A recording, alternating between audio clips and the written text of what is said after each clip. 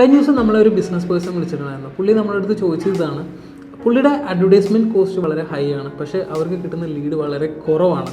അപ്പോൾ ഇതിനെന്തെങ്കിലും സൊല്യൂഷൻ ഉണ്ടോ എന്നുള്ളത് നമ്മുടെ അടുത്ത് ചോദിച്ചിട്ടുണ്ടായിരുന്നു.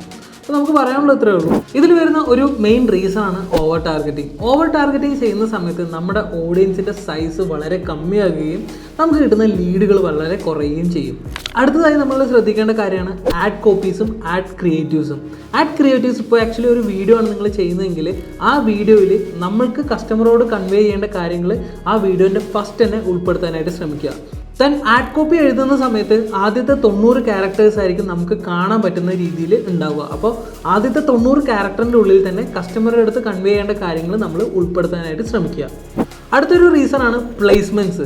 നമ്മൾ പ്ലേസ്മെൻറ്റ്സ് ചൂസ് ചെയ്യുന്ന സമയത്ത് നമ്മുടെ കസ്റ്റമർ ഏറ്റവും കൂടുതൽ എൻഗേജ് ആവുന്ന പ്ലാറ്റ്ഫോമുകൾ മാത്രം നമ്മൾ എന്ത് ചെയ്യാം, ചൂസ് ചെയ്ത് കൊടുക്കാം. ഇനി നിങ്ങൾ ആദ്യമായിട്ടാണ് ഫേസ്ബുക്ക് ആഡുകൾ ചെയ്യുന്നതെങ്കിൽ നിങ്ങൾ കൂടുതലായിട്ടും അഡ്വാൻസ് പ്ലസ് പ്ലേസ്മെൻറ്റ്സ് എന്നുള്ള ഓപ്ഷൻ തിരഞ്ഞെടുത്ത് അഡ്വർടൈസ്മെൻറ്റ് ചെയ്യാൻ ശ്രമിക്കുക. ഇതിൽ ഫേസ്ബുക്ക് തന്നെ നമ്മൾക്ക് ആവശ്യമായിട്ടുള്ള പ്ലാറ്റ്ഫോമുകൾ തിരഞ്ഞെടുത്ത് നമ്മുടെ ആഡ് അതിൽ കാണിച്ചു കൊടുക്കുന്നതായിരിക്കും.